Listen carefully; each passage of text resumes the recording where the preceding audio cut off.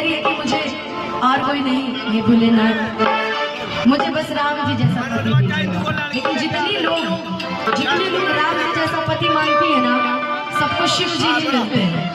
Reality बता रहे हैं सबको, जितने लोग राम जी जैसा। अच्छा सही से किसके किसके पति राम जैसे हैं? इसमें से किसके पति राम जैसे हैं? किसी के नहीं। अच्छा पीछे कितने लोग के पति राम जैसे हैं?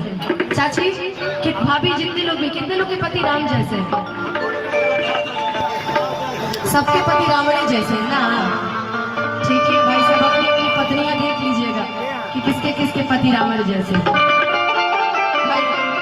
आप लोग के चलते बहुत आदमी स्टेज पर चल रहा है, दिक्कत हो जाएगा। किसका चाहिए